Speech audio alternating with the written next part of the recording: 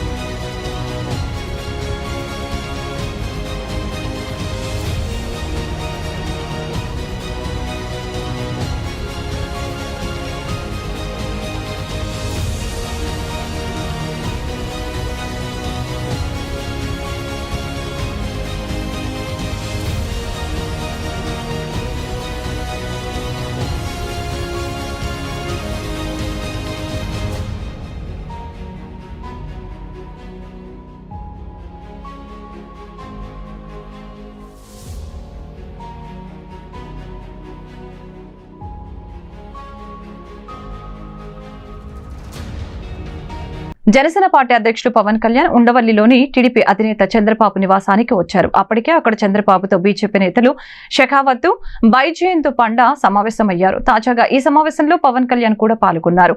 సీట్ల సర్దుబాటుపై 3 పార్టీల మధ్య కీలక చర్చలు జరుగుతూ ఉన్నాయి. ఏపీలో టీడీపీ, జనసేన, బీజేపీ మధ్య పొత్తు ఖరారైన సంగతి తెలిసిందే. ప్రస్తుతం సీట్ల సర్దుబాటుపై చర్చలు జరుగుతూ ఉన్నాయి. ఎవరెక్కడ పోటీ చేసేది నేడు కానీ రేపు కానీ ప్రకటించే అవకాశం ఉంది.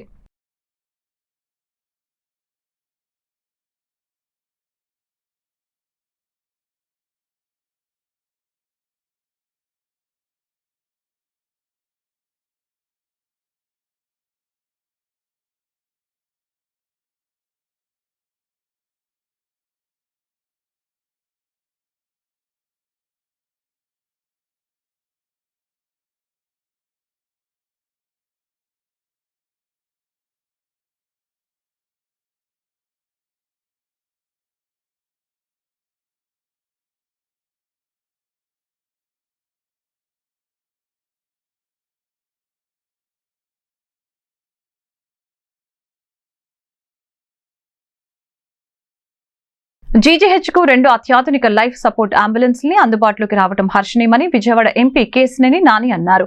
వీటి ద్వారా రోగుల ప్రాణాలను రక్షించేందుకు అవసరమైన వైద్య సేవలు సకాలంలో అందించేందుకు వీలవుతుందని తెలిపారు. సోమవారం విజయవాడలోని న్యూ జీజీహెచ్ లో 55 లక్షల ఎంపీ ల్యాండ్స్ నిధులతో సమకూర్చిన 2 అత్యాధునిక అంబులెన్స్లని ఎంపీ కేశినేని నాని విజయవాడ సెంట్రల్ నియోజకవర్గ శాసనసభ్యులు మల్లాది విష్ణువర్ధన్, జిల్లా కలెక్టర్ ఎస్ ఢిల్లీరావు, తూర్పు నియోజకవర్గ ఇన్ఛార్జ్ దేవినేని అవినాష్ తదితరులతో కలిసి ప్రారంభించారు. ఈ సందర్భంగా ఎంపీ కేశినేని నాని మాట్లాడుతూ జీజీహెచ్ కు ఉన్న అంబులెన్స్ల అవసరాన్ని జిల్లా కలెక్టర్ తన దృష్టికి తీసుకువచ్చిన వెంటనే 70 లక్షల ఎంపీ ల్యాండ్స్ నిధుల్ని మంజూరు చేసినట్లు తెలిపారు.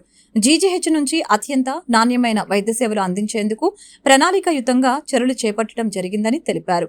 అత్యవసర వైద్య సేవల వ్యవస్థను కూడా బలోపేతం చేసినట్లు వివరించారు. అడ్వాన్స్డ్ లైఫ్ సపోర్ట్ అంబులెన్స్లో అత్యాధునిక పరికరాలను ఏర్పాటు చేయడం జరిగిందని తెలిపారు. Ventilator, defibrillator, section unit, oxygen supply unit తదితరులు ఉంటాయని తెలిపారు. అత్యాధునిక అంబులెన్సుల వల్ల ప్రాణాపాయ స్థితిలో ఉన్న వారిని లైఫ్ సపోర్టుతో ఆసుపత్రికి సత్వరం తరలించేందుకు వీలవుతుందని తెలిపారు. విలువైన ప్రాణాలను కాపాడేందుకు అవకాశం ఉంటుందని ఎంపీ కేశినేని నాని తెలిపారు. రాష్ట్ర ప్రభుత్వం గౌరవ ముఖ్యమంత్రి నేతృత్వంలో వైద్య రంగానికి అత్యంత ప్రాధాన్యతనిస్తున్నట్లు విజయవాడ సెంట్రల్ శాసనసభ్యులు మల్లాది విష్ణువర్ధన్ పేర్కొన్నారు. అడిగిన వెంటనే నిధులు మంజూరు చేసినందుకు ఎంపీ కేశినేని నానికి జిల్లా కలెక్టర్ ఎస్ ఢిల్లీరావు ధన్యవాదాలు తెలిపారు. హాస్పిటల్కి అంబులెన్స్ అవసరం ఉందని చెప్పి కలెక్టర్ గారు నా దృష్టికి తీసుకొచ్చిన వెంటనే నా ఎంపీ నిధుల నుంచి దాదాపు 70 లక్షల రూపాయలు మంజూరు చేయడం జరిగింది. ఫుల్లీ ఎక్విప్డ్ లేటెస్ట్ టెక్నాలజీతో మోడర్న్ అంబులెన్స్లు 2 కలెక్టర్ గారి ఆధ్వర్యంలో, అట్లాగే మన government hospital health department staff అందరూ కలిసి దాన్ని డిజైన్ చేసి ప్రత్యేకంగా చేయించడం జరిగింది. ఇవాళ దాన్ని ఇనాగ్రేట్ చేయడం జరుగుతోంది. మన కలెక్టర్ గారు, అట్లాగే మల్లాది విష్ణు గారు, దేవినేని అవినాష్ అందరి సమక్షంలో ఇవాళ దీన్ని ఇనాగ్రేట్ చేస్తున్నాం. చాలా అతి తక్కువ ఖర్చులతో 2 అంబులెన్స్లు తయారు చేయించడం జరిగింది. దాంట్లో వెంటిలేటర్ నుంచి కూడా, ఆక్సిజన్ సిలిండర్ నుంచి, అట్లాగే అన్ని రకాలైన ప్రాణాపాయ స్థితి నుంచి ఒక పేషెంట్ని హాస్పిటల్ చేర్చే వరకు కూడా కావాల్సినటువంటి ఎక్విప్మెంట్ అంతా కూడా లేటెస్ట్ టెక్నాలజీ, అట్లా మోడర్న్ ఎక్విప్మెంట్ కూడా దీంట్లో మొత్తం కూడా పొందుపరిచారు. అట్లాగే దీన్ని బడ్జెట్ కంటే కూడా తక్కువలోనే 55 లక్షల్లో 2 అంబులెన్స్లు రెడీ చేశారు. ఇంకా అట్లాగే మరి వారి కోరిక మేరకు ఇంకా 2 అంబులెన్స్లు కూడా ఈ ఉన్న బడ్జెట్లోనే తీసుకుంటామని చెప్పారు. దానికి కూడా వెంటనే శాంక్షన్ ఇవ్వడం జరిగింది.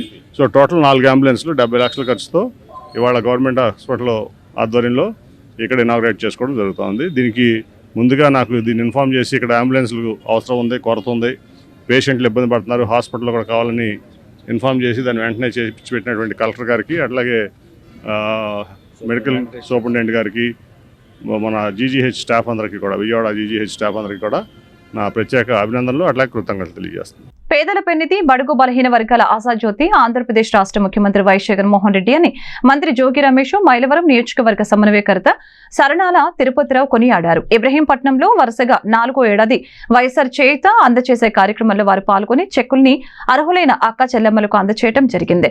ముందుగా రాష్ట్ర ముఖ్యమంత్రి గౌరవనీయులు వైఎస్ జగన్మోహన్ రెడ్డి చిత్రపటానికి పాలాభిషేకం చేసి జగన్ పై ఉన్న అభిమానాన్ని వారు చాటుకున్నారు. ఈ సందర్భంగా వారు మాట్లాడుతూ రాష్ట్ర వ్యాప్తంగా 26,98,000 19,931 మంది అక్క చెల్లెమ్మలకు 5,060.49 కోట్ల ఆర్థిక సాయాన్ని వారి ఖాతాల్లో జమ చేసిన ఘనత సీఎం జగన్ కే దక్కుతుందని తెలిపారు. ఈ కార్యక్రమంలో పార్టీ పెద్దలు, ప్రజా ప్రతినిధులు, నాయకులు, కార్యకర్తలు, అభిమానులు తదితరులు పాల్గొన్నారు.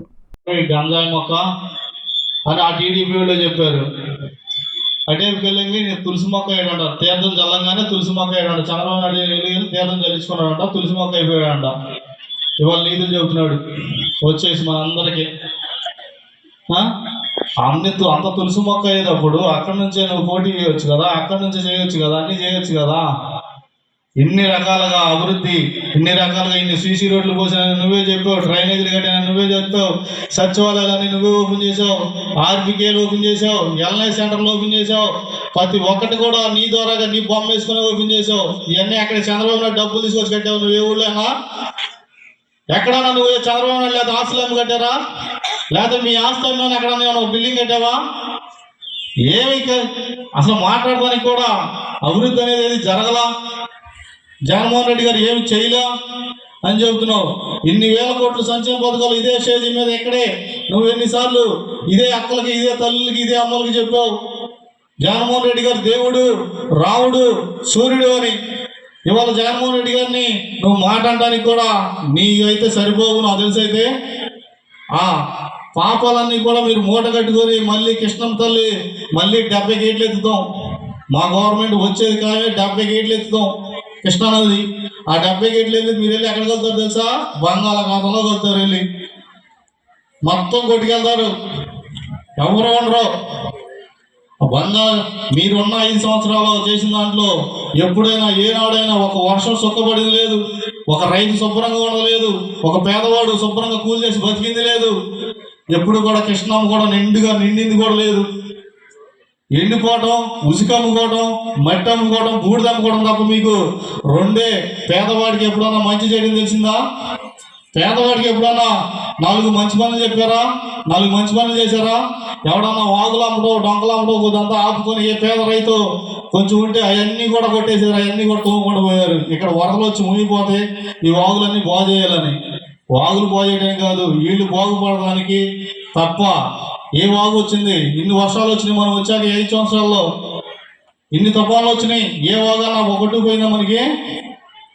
ఇన్ని తప్పులు చేసి, ఇన్ని నిందలు మోపించి, అన్ని డబ్బులు కొట్టేసి నాలంపడు పోయి నువ్వు ఇవాళ నేను నీతుడిని, నిజాతిమంతుడిని, నేను వెళ్ళి ఓటు అడుగుతుంటావా? ఎక్కడ నీకు నీతి ఉంది? ఎక్కడ నిజాతి ఉంది? ఎక్కడ నీకు ఓటు అడిగే హక్కు ఎక్కడ ఉంది? కృష్ణలంక కరకట్ట ప్రజల చిరకాల కోరిక అయిన రిటర్నింగ్ వాల్ నిర్మించిన ఘనత సీఎం జగన్ కే దక్కుతుందని వైసీపీ తూర్పు నియోజకవర్గ సమన్వయకర్త దేవినేని అవినాష్ కొనియాడారు.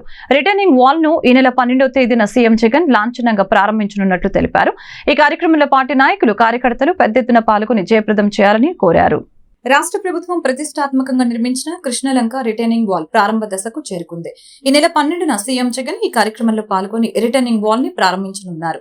ఈ నేపథ్యంలో ప్రారంభోత్సవ సభా ప్రాంగణాన్ని municipal administration special chief secretary Y Srilakshmi, MLC Talasila Raghuram, police commissioner Kranthi Rana Tata, municipal commissioner Swapnil Dinakar, YCP తూర్పు నియోజకవర్గం ఇన్ఛార్జి దేవినేని అవినాష్, ప్రభుత్వ ఉన్నతాధికారులు తదితరులు పరిశీలించారు. ఈ సందర్భంగా అవినాష్ మాట్లాడుతూ పాదయాత్ర సమయంలో కృష్ణలంక వాసుల కష్టాలు చూసిన సీఎం జగన్ ఇచ్చిన మాట ప్రకారం రిటర్నింగ్ వాల్ నిర్మించారని తెలిపారు. కేవలం రిటర్నింగ్ వాల్ మాత్రమే కాకుండా దాదాపు 12 కోట్లు వెచ్చించి వాటర్ ఫ్రంట్ పార్కును కూడా నిర్మించడం జరిగిందని తెలిపారు. ఈ నెల 12న సీఎం జగన్ చేతుల మీదుగా రిటర్నింగ్ వాల్ ప్రారంభించనున్నట్లు చెప్పారు. ఈ కార్యక్రమంలో పార్టీ నాయకులు, కార్యకర్తలు పెద్ద ఎత్తున పాల్గొని జయప్రదం చేయాలని కోరారు.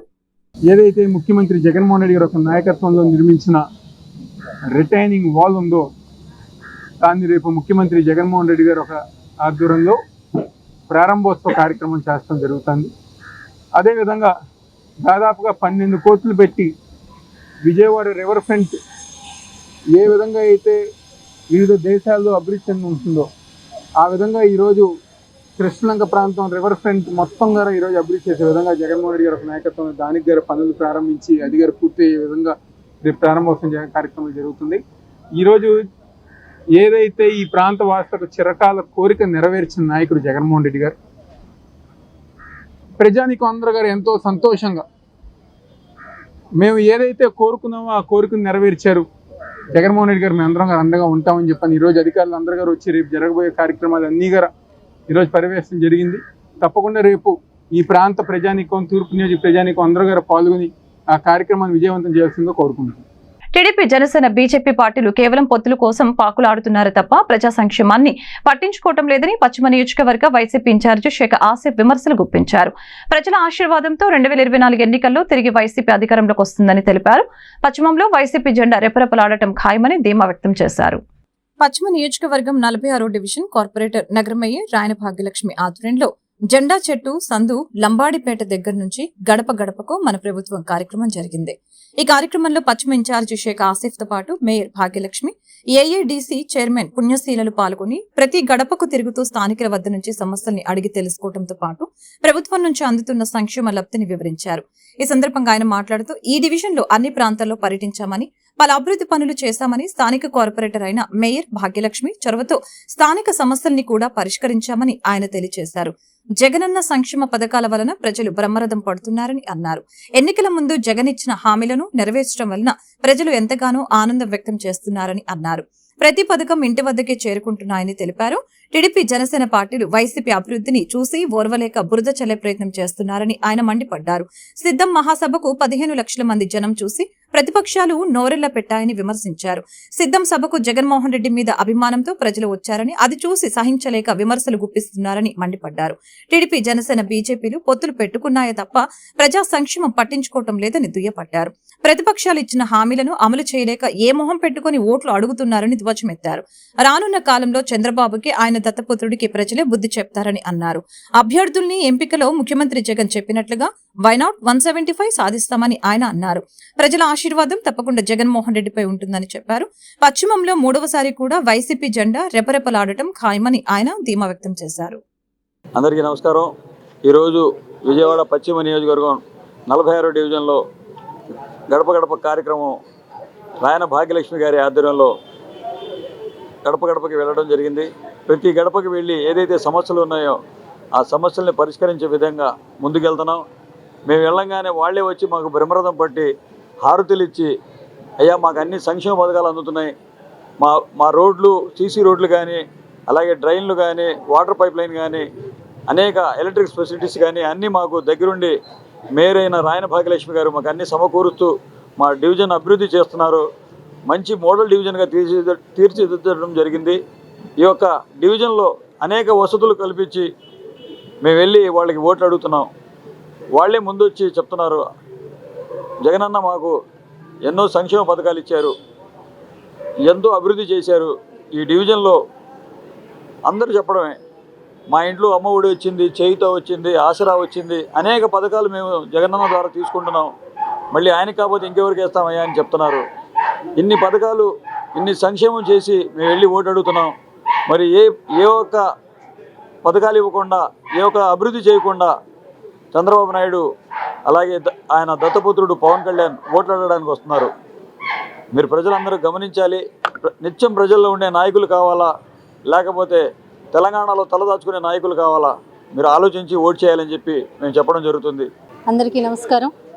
ఈరోజు మన పశ్చిమ నియోజకవర్గంలో 46వ డివిజన్లోన గడప గడపకి మన ప్రభుత్వం ద్వారా మన పశ్చిమ నియోజకవర్గ అభ్యర్థి గారు షేక్ ఆసిఫ్ గారు, అలాగే మన ఇండస్ట్రియలిస్ట్ చైర్మన్ గారు పుణ్యశీల గారు, అలాగే మన తోలేటి శ్రీకాంత్ గారు ఇంకో చైర్మన్ గారు, అలాగే మా కార్పొరేటర్ కోటిరెడ్డి గారు, అలాగే చైతన్య రెడ్డి గారు, నరేంద్ర గారు, అందరూ ఈరోజు మా పార్టీ నాయకులు, కార్యకర్తలు, డైరెక్టర్లు, చైర్మన్లు అందరూ ఈరోజు రావటం జరిగింది.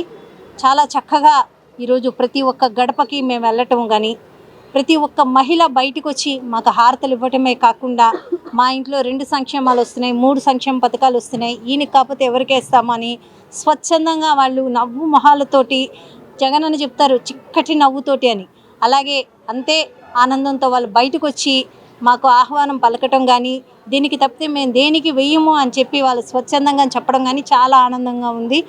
రేపటి రోజున ఈ మహిళలు, ఈ అన్నదమ్ములు అందరం కలిసి ఈ ఏదైతే మోసపూరితమైన మాటలు మాట్లాడుకొని, అబద్ధాలు మాట్లాడుకొని, ప్రజల్ని మభ్యపెట్టి 650 మేనిఫెస్టోలు పెట్టి ఒక్క సంక్షేమ పథకం కూడా ఒక అభివృద్ధి కూడా ఎక్కడా చేయకుండా పూర్తిగా 5 ఏళ్ల పాలనలో ఉన్న ప్రజలను మోసగించి 23 సీట్లకు పరిమితమయ్యి వెళ్ళడం జరిగింది. రాబోయే కాలంలో ఆ 23 సీట్లు కూడా వాళ్ళకి మిగలవు. పొత్తుల కోసం పాకులాడుతున్నారు. ఏదైతే మోడీ గారి మీద కేసులు పెడతాను అని చెప్పి తిరిగి నల్ల బట్టలు వేసుకొని ఏదైతే మోడీ గారిని దింపేస్తాము, మోడీ గారిని ఓడిస్తాము అని చెప్పి ఆయన మీద మాట్లాడుకొని 2018లో తిరిగిన చంద్రబాబు నాయుడు ఈరోజు అదే మోదీ గారి కోసం వెళ్ళి 3 రోజులు 4 రోజులు వాళ్ళు అపాయింట్మెంట్ ఇవ్వకపోయినా కానీ అక్కడే ఉండి బతిమలాడుకొని ఈరోజు వాళ్ళతో పాటు పొత్తులోకి దిగినారు. ప్రజల సమస్యలు పరిష్కరించడానికి వైసీపీ ప్రభుత్వం ఎల్లప్పుడూ ముందుంటుందని నగర మేయర్ రాయన భాగ్యలక్ష్మి అన్నారు. అభివృద్ధి, సంక్షేమం 2 కళ్లులాగా ముఖ్యమంత్రి జగన్ పరిపాలనను కొనసాగిస్తున్నారని ఆమె వెల్లడించారు. ప్రతిపక్షాలు ఎన్ని కుట్రలు పన్నినా వైసీపీదే విజయమని ఆమె ధీమా వ్యక్తం చేశారు. 39వ డివిజన్ అంబేద్కర్ రోడ్లో కుమ్మరిపాలెం సెంటర్ నుంచి గుప్తా సెంటర్ వరకు మినీ రైతు బజార్ నూతన డ్రైన్ నిర్మాణ పనుల్ని ప్రారంభోత్సవ కార్యక్రమం నిర్వహించడం జరిగింది. ఈ కార్యక్రమానికి ముఖ్య అతిథులుగా నగర మేయర్ భాగ్యలక్ష్మి, పశ్చిమ ఇన్ఛార్జి షేక్ ఆసిఫ్లు పాల్గొని మినీ రైతు బజార్కి సైడ్ డ్రైన్ నిర్మాణానికి కొబ్బరికాయ కొట్టి ప్రారంభించడం జరిగింది. ఈ సందర్భంగా మేయర్ మాట్లాడుతూ ఈ రోజు 2 అభివృద్ధి పనులకు శంకుస్థాపన చేస్తామని తెలిపారు. కార్పొరేషన్ నిధులతో ప్రజల సమస్యల్ని పరిష్కరిస్తున్నట్టు తెలిపారు. సంక్షేమం, అభివృద్ధి 2 కళ్లులాగా సీఎం జగన్ పరిపాలన కొనసాగిస్తున్నారని ఆమె ప్రశంసించారు. ప్రతిపక్షాలు అభివృద్ధి చూసి ఓర్వలేక బురద చల్లుతున్నారని ఆమె మండిపడ్డారు. ప్రజలు త్వరలోనే టీడీపీ, జనసేనకు గట్టి బుద్ధి చెప్తారని వ్యాఖ్యానించారు. పశ్చిమ ఇన్ఛార్జి షేక్ ఆసిఫ్ మాట్లాడుతూ 39వ డివిజన్లో 44 లక్షల వ్యయంతో రైతు మార్కెట్, సైడ్ డ్రైన్ నిర్మాణాలు చేపట్టడం జరిగిందని తెలిపారు. ప్రజలకు అనుకూలంగానే పాలన జరుగుతుందని, అందరూ వైసీపీని గెలిపించుకుంటామని ప్రజలు ముక్త కంఠంతో చెప్తున్నారని తెలిపారు. 39వ డివిజన్ కార్పొరేటర్ గుడివాడ నరేంద్ర రాఘవ మాట్లాడుతూ తమ డివిజన్లో 2 అభివృద్ధి పనులకి శంకుస్థాపన జరిగిందని తెలిపారు. 1 mini Rythu Bazar commercial complex ను 44 లక్షలతో నిర్మించుకోవడం జరుగుతుందని తెలిపారు. అలాగే మా చిరకాల సమస్య అయిన కుమ్మరిపాలెం సెంటర్లో వర్షం వచ్చినప్పుడు నీరు నిలిచిపోయి ఉంటుందని, ఇప్పుడు ఆ సమస్య పూర్తిగా నివారించడానికి డ్రైన్ నిర్మాణ పనికి 36 లక్షల వ్యయంతో నిర్మిస్తున్నామని తెలిపారు. ఈ కార్యక్రమానికి శంకుస్థాపనలు చేసిన మేయర్ రాయన భాగ్యలక్ష్మికి, పశ్చిమ ఇన్ఛార్జి షేక్ ఆసిఫ్ కి ఆయన కృతజ్ఞతలు తెలిపారు. ఈరోజు మన పశ్చిమ నియోజకవర్గంలోన గుడివాడ నరేంద్ర గారి వార్డులో ఏదైతే డ్రైన్ మనకి కుమ్మరిపాలెం సెంటర్ దగ్గర నుంచి ఆ చివరి వరకు 34 లక్షలతోటి ఒక డ్రైన్ ఒకటి ఏర్పాటు చేసుకోవటం జరిగింది. అలాగే మనం ఇక్కడ రైతు మార్కెట్ పైన షాపులు, బయట షాపులు, షాపింగ్ కాంప్లెక్స్లు అన్నది కూడా మనం నిర్మించుకోవటం 44 లక్షల వ్యయంతో నిర్మించుకోవటం జరిగింది. ఈరోజు ఈ ప్లేసు ఎంత దుర్భరంగా ఉండేదో గతంలోన మనం చూసేవాళ్ళం. ఇక్కడ ఎన్ని అసాంఘిక కార్యక్రమాలు జరిగేవో, ఈ డివిజన్లో ఉన్న ప్రజలు కానీ, ఈ చుట్టుపక్కల నివసించే వాళ్ళు కానీ చాలా ఇబ్బందికరమైన వాతావరణంలో ఉండేది. అది అంతా ఒక సెటరేట్ చేసే విధానంలోన ఈరోజు గుడివాడ నరేంద్ర గారి ఆధ్వర్యంలో పూర్తి స్థాయిలో ఇక్కడ రైతు మార్కెట్ కానీ, షాపింగ్ కాంప్లెక్స్ కానీ, డ్రైన్ కూడా చాలా అస్తవ్యస్తంగా ఉండేది. 34 లక్షల వ్యయంతో డ్రైన్ నిర్మించుకోవటం కానీ, అభివృద్ధి, సంక్షేమము 2 కళ్ళగా జగన్మోహన్ రెడ్డి గారి పరిపాలన అన్నది కొనసాగుతుంది. గతంలో వెల్లంపల్లి శ్రీనివాసరావు గారి ఆధ్వర్యంలో పూర్తి స్థాయిగా పశ్చిమ నియోజకవర్గం అభివృద్ధిలోకి వెళ్ళటం జరిగింది. ఇప్పుడు మన పశ్చిమ నియోజకవర్గ అభ్యర్థి అయిన షేక్ ఆసిఫ్ గారి ఆధ్వర్యంలో ఇంకా మిగిలి ఉన్న ఏ ఒక్క పని అయినా మేము ప్రజలకి ముందు ఉండి మీకు కావలసిన ప్రతి ఒక్క అభివృద్ధి పని మీకు చేసి మీకు అందుబాటులో ఉంటామని తెలియజేస్తున్నాను. ఎందుకంటే గతంలో ఏనాడు మనకి అభివృద్ధి పనులు అన్నది ఏనాడు మనం కని విని ఎరుగని విధంగా ఈరోజు చేస్తున్నాం. గతంలో ఎమ్మెల్యేలు, ఎంపీలు, కార్పొరేటర్లు, మేయర్లు అందరూ ఉన్నా కానీ ఏ ఒక్క డివిజన్కి ఇన్ని కోట్లు, ఇన్ని లక్షలు శాంక్షన్ చేశాము, ఇంత వర్క్ చేసుకున్నాము అని చెప్పిన దాఖలాలు లేవు. వాళ్ళకి చెప్పుకునే ధైర్యము, అర్హత కూడా లేదు. పశ్చిమంలో 44 డివిజన్ కొండ ప్రాంత ప్రజల కోరిక మేరకు కళ్యాణ మండపానికి శంకుస్థాపన చేయడం జరిగిందని డివిజన్ కార్పొరేటర్ మైలవరపు రత్నకుమారి తెలిపారు. ఈ కళ్యాణ మండపానికి కృషి చేసిన నగర మేయర్ రాయన భాగ్యలక్ష్మి, పశ్చిమ ఎమ్మెల్యే వెల్లంపల్లి శ్రీనివాస్ కు ఆమె కృతజ్ఞతలు తెలిపారు. మన పశ్చిమ అభ్యర్థి ఆసిఫ్ గెలుపుకి ప్రతి ఒక్కరూ కృషి చేయాలని ఆమె పిలుపునిచ్చారు. పశ్చిమ నియోజకవర్గంలో 44 డివిజన్ 4 స్తంభాల సెంటర్ కొండ ప్రాంతాలలో నాగేంద్ర స్వామి ఆలయం వద్ద 33 లక్షలతో కళ్యాణ మండపం శంకుస్థాపన కార్యక్రమం జరిగింది. ఈ కార్యక్రమానికి ముఖ్య అతిథులుగా పశ్చిమ ఇన్ఛార్జి షేక్ ఆసిఫ్ పాల్గొన్నారు. ఆయనతో పాటు డివిజన్ కార్పొరేటర్ మైలవరపు రత్నకుమారి, రాష్ట్ర సహాయ కార్యదర్శి మైలవరపు దుర్గారావులు స్థానిక ప్రజలతో కలిసి కొబ్బరికాయలు కొట్టి శంకుస్థాపన కార్యక్రమం నిర్వహించారు. ఈ సందర్భంగా షేక్ ఆసిఫ్ మాట్లాడుతూ 44 డివిజన్లో కార్పొరేటర్ మైలవరపు రత్నకుమారి, రాష్ట్ర సహాయ కార్యదర్శి మైలవరపు దుర్గారావుల ఆధ్వర్యంలో 33 లక్షల వ్యయంతో కళ్యాణ మండపానికి శంకుస్థాపన చేయడం జరిగిందని తెలిపారు. అభివృద్ధి కార్యక్రమాల్లో వైసీపీ ఎల్లప్పుడూ ముందుంటుందని, ఇది ప్రజా పాలన అని, సంక్షేమ పాలన అని ఆయన అభివర్ణించారు. సంక్షేమాల రథసారథి ముఖ్యమంత్రి జగన్ కు మరలా గెలిపించుకుంటామని, ఆయనే ముఖ్యమంత్రి కావాలని ప్రజలు ముక్త కంఠంతో చెప్తున్నారని వెల్లడించారు. 44 డివిజన్ కార్పొరేటర్ మైలవరపు రత్నకుమారి మాట్లాడుతూ గత ఎలక్షన్ సమయంలో కొండ ప్రాంతంలో తమకు ఒక కళ్యాణ మండపం లేదని స్థానిక ప్రజలు తెలియజేశారని, ఈ విషయాన్ని పశ్చిమ ఎమ్మెల్యే వెల్లంపల్లి దృష్టికి తీసుకుని వచ్చామని, ఆయన కృషితో కళ్యాణ మండపానికి శంకుస్థాపన చేయడం జరిగిందని తెలిపారు. ఈ కొండ ప్రాంతంలో మెట్లు, డ్రైనేజీ, మంచినీటి సదుపాయాలను కల్పించామని చెప్పారు. స్థానిక మహిళలందరూ వైసీపీకే ఓటు వేస్తామని ముక్త కంఠంతో చెబుతున్నారని ఆమె అన్నారు. పశ్చిమ ఎమ్మెల్యే అభ్యర్థి షేక్ ఆసిఫ్ ని గెలిపించాలని ఆమె అభ్యర్థించారు. వైసీపీ రాష్ట్ర సహాయ కార్యదర్శి మైలవరపు దుర్గారావు మాట్లాడుతూ 44 డివిజన్లో కొండపైన స్థానిక ప్రజల అభిష్టానం మేరకు కళ్యాణ మండపాన్ని నిర్ణయించుకునేందుకు శంకుస్థాపన చేశామని తెలియజేశారు. నగర మేయర్ భాగ్యలక్ష్మి చొరవతో పశ్చిమ ఎమ్మెల్యే వెల్లంపల్లి సహకారంతో ఈ కళ్యాణ మండపాన్ని నిర్మించడానికి కృషి చేశామని అన్నారు. ఈ కళ్యాణ మండపానికి సహకరించిన మేయర్కు, వెల్లంపల్లికి ఆయన కృతజ్ఞతలు తెలిపారు. ఈరోజు విజయవాడ పశ్చిమ నియోజకవర్గం 44 డివిజన్లో కొండ పై ప్రాంతాన కమ్యూనిటీ హాల్ని ఏర్పాటు చేయడం జరిగింది. 33 లక్షల రూపాయలతో మైలవరపు రత్నకుమారి గారు, మైలవరపు దుర్గారావు గారి ఆధ్వర్యంలో ఈ కొండ ప్రాంతంలో కమ్యూనిటీ హాల్ కట్టడం అంటే మామూలు విషయం కాదు. ఇక్కడ స్థానిక ప్రజలు ఇబ్బందులున్న వాళ్ళు గమనించి చిన్నపాటి శుభకార్యాలు చేసుకోవాలన్నా, ఏదో కమ్యూనిటీ మీటింగ్లు పెట్టుకోవాలన్నా సరే నానా అవస్థలు పడి కిందకు వచ్చి మీటింగ్లు పెట్టుకోవాలని నానా అవస్థలు పడుతుండేవాళ్ళు. ఏదైతే కార్పొరేటర్ గారికి దృష్టికి తీసుకెళ్ళంగానే వెంటనే స్పందించి అధికారులతో మాట్లాడి, మేయర్ గారితో మాట్లాడి ఒక కమ్యూనిటీ హాల్ని కేటాయించడం జరిగింది. దానికి ఈరోజు శంకుస్థాపనంగా ఒక పూజా కార్యక్రమం నిర్వర్తించి కొబ్బరికాయ కొట్టి ప్రారంభోత్సవం చేస్తున్నాం. ఏదైతే ప్రజలకు అవసరాలు ఉన్నాయో అవసరాలకు అనుగుణంగా ఈ వైఎస్ఆర్ కాంగ్రెస్ పార్టీ పనిచేస్తుంది. జగనన్న అభివృద్ధి, సంక్షేమం రెండు కళ్ళుగా భావించి ఈరోజు పేద ప్రజలు ఎక్కడైతే ఇబ్బందులు పడుతున్నారో అక్కడికి వెళ్ళి మీరు ఆ సమస్యలు తెలుసుకొని సమస్యలు పరిష్కరించే విధంగా పనిచేయాలని చెప్పేసి మాకు ఆదేశాలు ఇవ్వడం జరిగింది. అందరికీ నమస్కారం. ఈరోజు పశ్చిమ నియోజకవర్గం 44 డివిజన్లో నాగేంద్ర స్వామి పుట్ట దగ్గర ఉన్నటువంటి ఎలక్షన్ టైంలో మేము క్యాంపెయిన్కి వచ్చినప్పుడు వీళ్ళు అడిగారు, ఇక్కడ మేము చిన్న చిన్న శుభకార్యాలు చేసుకోవడానికి కూడా మాకు కింద దిగి చేసుకోవాల్సి వస్తుందమ్మా, ఇక్కడ మాకు ఒక కమ్యూనిటీ హాల్ కనుక మీరు నిర్మించినట్టయితే మాకు చాలా మేలు చేసిన వారని వాళ్ళు అడిగారు. అప్పుడు స్థానికంగా ఉన్న ఎమ్మెల్యే గారి దృష్టికి మేము తీసుకెళ్ళాం. ఆయన సహకారంతో ఈరోజు ఈ కార్యక్రమంకి శంకుస్థాపన చేయడం జరిగింది. ఈ డివిజన్లో ఉన్నటువంటి కొండ ప్రాంతంలో మెట్లు కావచ్చు, డ్రైన్లు కావచ్చు, చాలా వరకు మెట్లు అనేది మనమే పూర్తి చేయడం కూడా జరిగింది. ఇక్కడ ఎమ్మెల్యేగా నుంచినటువంటి స్థానిక అభ్యర్థి ఆసిఫ్ అన్న గారిని మెజార్టీతో గెలిపించాలని కోరుకుంటూ, అలాగే ఇక్కడ మహిళా మండలందరూ కూడా వచ్చేది జగన్ అన్నే. ఈ డివిజన్లో నుంచి ఉన్నటువంటి ప్రతి ఒక్కళ్ళు మహిళలందరూ కలిసి ఆసిఫ్ ఖాన్ గారిని ఓటేసి అఖండ మెజార్టీతో గెలిపిస్తామని వాళ్ళ ఆనందం వ్యక్తం చేస్తూ జరిగింది. మరి ఈ కార్యక్రమానికి వచ్చిన పెద్దలందరికీ, తోటి మహిళా మండలికి, అలాగే పెద్దలందరూ చాలా మంది ఉన్నారు ఇక్కడ కమ్యూనిటీకి సంబంధించిన వాళ్ళందరికీ నా హృదయపూర్వక ధన్యవాదాలు. అందరికీ నమస్కారం.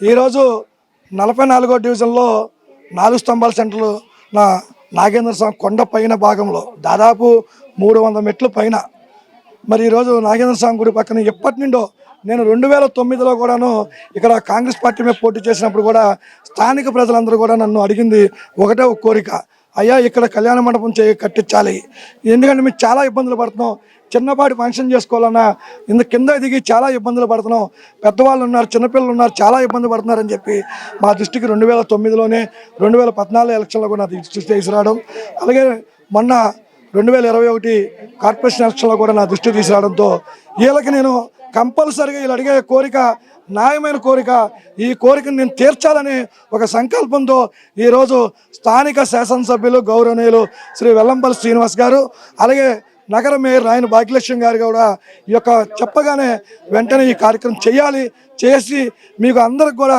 మీరు ఉపయోగపడే విధంగా మీరు చేయండి అని చెప్పి మాకు భరోసా కల్పించినటువంటి వ్యక్తులకి ప్రత్యేకంగా ధన్యవాదాలు తెలియజేస్తున్నాం. ఎందుకంటే దీనికి 33 లక్షల రూపాయలు ఎల్లంపల్లి గారి ఫండ్స్లో, ఎమ్మెల్యే ఫండ్స్లో రావడం జరిగింది.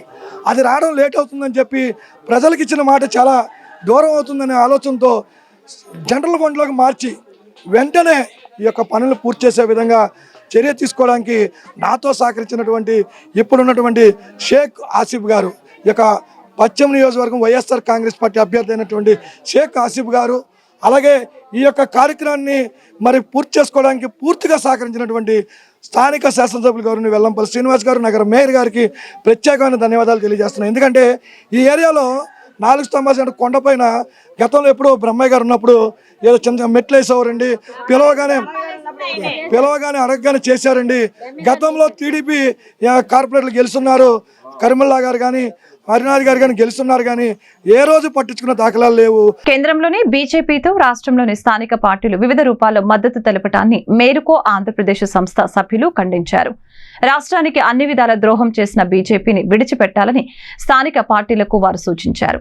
రాష్ట్ర ప్రజల సంక్షేమం కొరకు, రాజ్యాంగ రక్షణ కొరకు ఇండియా వైపు నిలబడాలని ప్రజలకు పిలుపునిచ్చారు. విజయవాడ జింకన గ్రౌండ్స్ వద్ద ఉన్న కందుకూరి కళ్యాణ మండపంలో మేలుకో ఆంధ్రప్రదేశ్ సంస్థ ఆధ్వర్యంలో రాజ్యాంగ దీక్ష సభ నిర్వహించడం జరిగింది. ఈ సందర్భంగా మేలుకో ఆంధ్రప్రదేశ్ సభ్యులు మీడియాతో మాట్లాడారు. కేంద్రంలో మోడీ ఫాసిస్టు ప్రభుత్వం తిరిగి అధికారంలోకి రాకూడదని అన్నారు. తాము చేసే పోరాటంలో లౌకిక ప్రజాస్వామిక శక్తుల మద్దతు కావాలని కోరారు. మోడీ నాయకత్వం గల ఎన్డీఏ ప్రభుత్వం దేశంలో మతోన్మాదాన్ని, మనువాదాన్ని పెంచి పోషిస్తుందని విమర్శించారు. మోడీ పాలనలో దేశ ప్రజల స్థితిగతులు అధ్వానంగా మారాయని ఆవేదన వ్యక్తం చేశారు.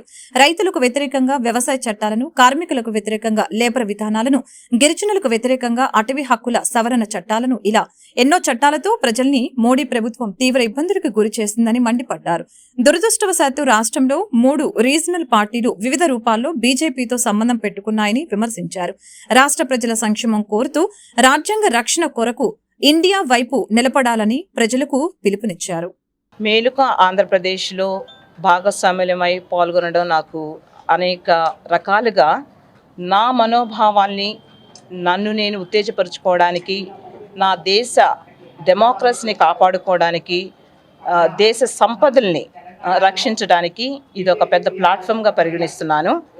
దానికి కారణం ప్రస్తుతం మన ముందు మరో కొద్ది నెలల క్రితం, కొద్ది రోజులుగా జరుగుతున్న పొలిటికల్ సినారియో కావచ్చు, మన సమాజంలో జరుగుతున్న అనేక మార్పులు కావచ్చు, ఇంకా ముందు ఉన్న ఈ ఎన్నికలు కావచ్చు. దేనికోసమేనంటే ఒక మహిళగా ఈ భారతదేశాన్ని ఊహించుకుంటుంటే నా మనసు, నా బాధ, ఒక సిటిజన్గా, ఈ దేశ పౌరురాలుగా బాధ కాదు, కానీ ఆగ్రహాన్ని, వేదనని నాలో క్రియేట్ చేస్తున్న కారణాలు దేనికేనంటే దేశంగా రాజ్యాంగాన్ని పక్కన పెట్టేసి మతోన్మాదాన్ని, మనువాదాల్ని సృష్టించి కులం పేరిట, మతం పేరిట జనాల్ని విడదీసి రాజ్యాన్ని పాలించడానికి చూస్తున్న ప్రస్తుతం జరుగుతున్న ఈ పరిణామాలు బాధని, ఆగ్రహాన్ని, ఆవేదనని గురి చేస్తున్నాయి. ఈ ప్రజలందరికీ నేను ఇచ్చే ఒక సందేశం ఏంటి అని అంటే మనం మన దేశాన్ని కాపాడుకోవాలి, మన డెమోక్రసీని రక్షించుకోవాలి. అది మన చేతుల్లో ఉంది. ఎందుకంటే ఈ దేశం మనది, మనం పౌరులం, ఎవరో కాదు, ఎవరు ఏంటో కాదు. ఈ రోజుకి, ఈ సంవత్సరానికే కాక రానున్న తరాల గురించి కూడా మనం ఆలోచించి వాళ్ళను కూడా రక్షించబడేలా చూసే బాధ్యత మన భుజాల మీద ఉంది. కాబట్టి నా అభ్యర్థన, నా వేదన, నా రిక్వెస్ట్ ఏంటి అని అంటే మనందరం కూడా ఎవరికి ఓటేస్తున్నాము, ఎందుకు ఓటేస్తున్నాము, ఏ విధంగా మనం కాపాడుకోవాలి అన్న నా బాధని వ్యక్తం చేస్తున్నాను. Thank you. సమాజంలో చిత్రలేఖనకు, చిత్ర కళాకారులకు మంచి గుర్తింపు ఉందని, సమాజంలో వస్తున్న మార్పులకు అనుగుణంగా నైపుణ్యతను ప్రదర్శిస్తున్న చిత్రకారుడికి ఎంతో ప్రాముఖ్యత ఉందని అసెంబ్లీ మాజీ స్పీకర్ మండలి బుద్ధప్రసాద్ తెలిపారు. నగరంలోని ఠాకూర్ గ్రంథాలయంలో విజయవాడ ఆర్ట్ సొసైటీ ఆధ్వర్యంలో సర్వసభ్య సమావేశం చిత్రలేఖనం ప్రదర్శన కార్యక్రమాన్ని నిర్వహించారు. ఈ చిత్రలేఖన ప్రదర్శనకు పలువురు చిత్రకారులు పలు చిత్రాలను ప్రదర్శించారు. ఈ సందర్భంగా మండలి బుద్ధప్రసాద్ మాట్లాడుతూ చిత్రలేఖనంపై కళాకారుల ప్రతిభను ఎంతో చాటుతుందని, ఈ తరుణంలో ప్రభుత్వ పాఠశాలలో నేటి విద్యార్థులకు చిత్రలేఖనంపై అవగాహన లేకపోవడంతో విద్యార్థులు చిత్రకళ పట్ల ఆసక్తి చూపటం లేదని చెప్పారు. విద్యార్థులు చిత్రలేఖనిపై ఆసక్తి చూపాలంటే ప్రభుత్వ పాఠశాలలో ప్రతిభ గల వారిని ఉపాధ్యాయులుగా నియమించాలని కోరారు. చిత్రలేఖనాలపై అనేక మంది వారి ప్రతిభను చాటుకుంటున్నారని తెలిపారు. ఈ కార్యక్రమంలో పలువురు చిత్రకారులు, ప్రముఖులు పాల్గొన్నారు.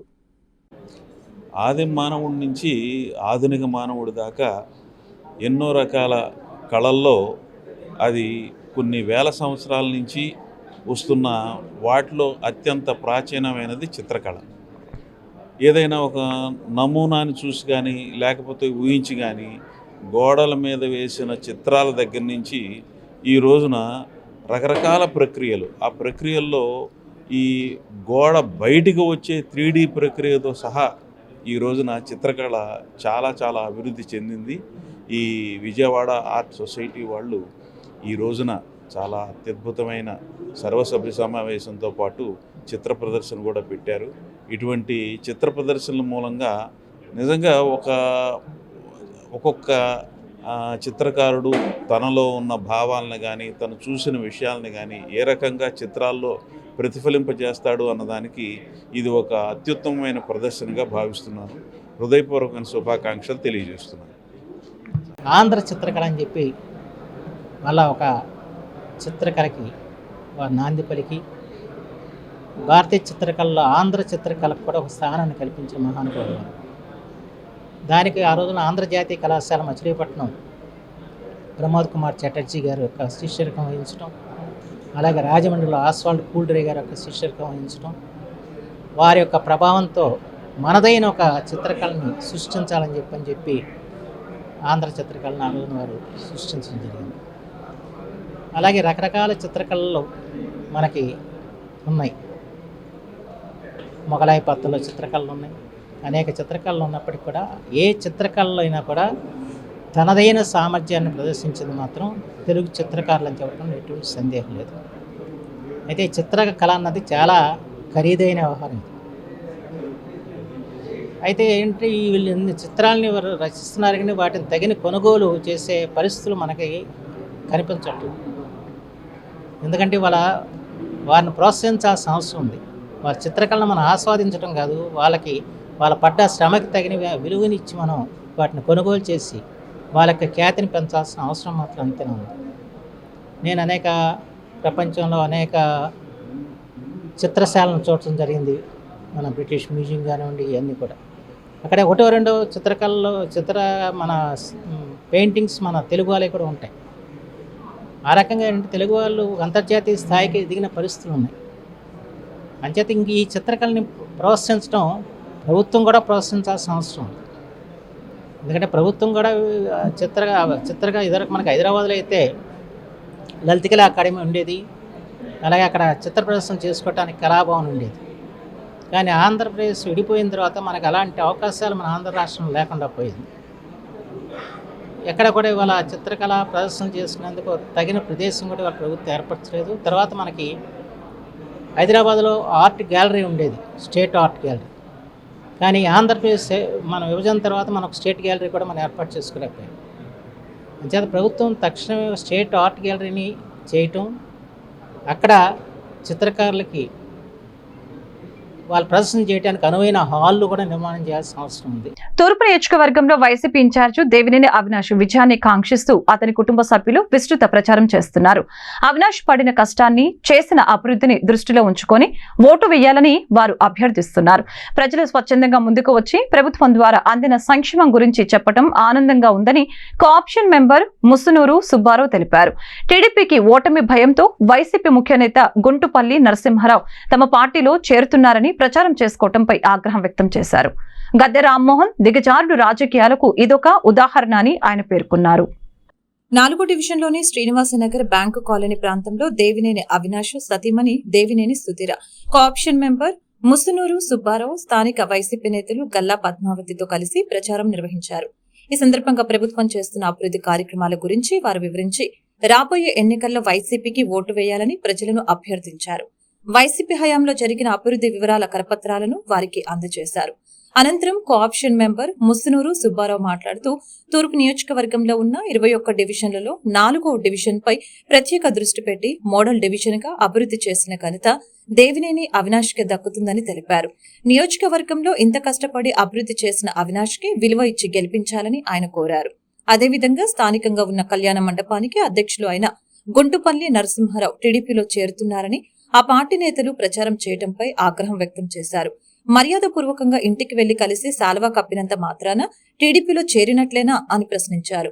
ఎల్లో మీడియాకు చెందిన వార్తాపత్రికల్లో ఈ వార్త చూసిన నరసింహారావే షాక్ కు గురయ్యాడని చెప్పారు. అతను మొదటి నుంచి దేవినేని నెహ్రూ అనుచరుడని గుర్తు చేశారు. ఎమ్మెల్యే గద్దె రామ్మోహన్ ప్రజల వద్దకు వెళ్లి ఓటు అభ్యర్థించాలే కానీ తన నీచమైన రాజకీయాలు వారి మీద ప్రదర్శిస్తే ఎలాగా అని ప్రశ్నించారు. ఇలాంటి పనులు చేయాలంటే మేము చేయగలమా అని మాకు సంస్కారం అడ్డు వస్తుందని చెప్పారు. గద్దె రామ్మోహన్ చేస్తున్న దిగజారుడు రాజకీయాల వలన చాలా మంది మనస్తాపానికి గురవుతున్నారని చెప్పారు. నరసింహారావు ఇప్పటికే తమతో పాటే తిరుగుతున్నాడని ప్రచారంలో కూడా పాల్గొంటున్నారని స్పష్టం చేశారు. మేము ప్రజల మనస్సును గెలుచుకొని విజయం సాధించాలని చూస్తున్నాం తప్ప గద్దె రామ్మోహన్ మాదిరి నీచ రాజకీయాలు చేయటం లేదని తెలిపారు. 4వ డివిజన్కి సంబంధించి శ్రీనివాసనగర్ బ్యాంక్ కాలనీలో దేవినేని సుధీర గారు, కార్పొరేటర్లు, అలాగే ఇతర కార్యకర్తలు, స్థానిక పెద్దలు, అలాగే కాలనీ ప్రెసిడెంట్ నాగేశ్వరరావు గారు, సెక్రటరీ రెడ్డి గారు, అలాగే పరిటాల ఓంకార్ కళ్యాణ మండపం ప్రెసిడెంట్ గుంటుపల్లి నరసింహారావు గారు, మేమందరం కూడా ప్రచారంలో భాగంగా శ్రీనివాసనగర్ బ్యాంక్ కాలనీలో పర్యటించడం జరిగింది. ప్రజల నుంచి అనూహ్యమైన స్పందన కనబడతా ఉంది. అందరూ కూడా దేవినేని అవినేష్ గారికి మద్దతు పలకడానికి వచ్చినటువంటి దేవినేని సుధీర గారితో అవినాష్ గారు పడిన కష్టానికి, చేసిన అభివృద్ధికి మేము విలువిస్తాం. దానిలో భాగంగా మేమంతా ఓట్లేసి గెలిపిస్తాం. మాకు పార్టీలతో పని లేదు, అలాగే కులంతో పని లేదు. అభివృద్ధి చేసిన వ్యక్తిని డెవలప్ చేయాలని కోరుకుంటున్నామని చెప్పేసి ప్రజలు స్వచ్ఛంగా తెలియజేయడం జరుగుతూ ఉంది. ప్రజలందరికీ ఈ సందర్భంగా నేను అప్పీల్ చేసేది ఏంటంటే, మన తూర్పు నియోజకవర్గంలో ఉన్న 21 డివిజన్లలో కూడా 4వ డివిజన్ని ఒక ప్రత్యేకమైనటువంటి ప్రాతిపదికన అభివృద్ధి పదంలో ముందుకు తీసుకెళ్లినటువంటి దేవినేని అవినేష్ గారిని, అభివృద్ధి చేసిన వ్యక్తిని గెలిపించాలని విజ్ఞప్తి చేస్తా ఉన్నాను. వార్త ముగించే ముందు ముఖ్యాంశాలు మరొకసారి. నేడు పులివెందులలో పర్యటించిన సీఎం జగన్. వైఎస్ఆర్ ప్రభుత్వ ఆసుపత్రి, మెడికల్ కాలేజీలకు ప్రారంభోత్సవం. వైఎస్ఆర్ మినీ సెక్రటరియట్, స్మారక పార్కుల్ని ప్రారంభించిన వైనం. ఏపీలో టీడీపీ, జనసేన, బీజేపీ మధ్య పొత్తు. ఉండవల్లిలోని చంద్రబాబు నివాసానికి బీజేపీ, జనసేన నేతలు. సమావేశంలో పాల్గొన్న జనసేన అధినేత పవన్ కళ్యాణ్. జీజీహెచ్కు 2 అత్యాధునిక లైఫ్ సపోర్ట్ అంబులెన్సుల్ని అందుబాటులోకి రావడం హర్షణీయమన్న విజయవాడ ఎంపీ కేశినేని నాని. వీటి ద్వారా రోగుల ప్రాణాలను రక్షించేందుకు అవసరమైన వైద్య సదుపాయాలు సకాలంలో అందించేందుకు వీలవుతుందని వ్యాఖ్య. ఈ వార్తలు ఇంతటితో సమాప్తం. మరొక బులెటిన్లో మళ్ళీ కలుద్దాం. నమస్కారం.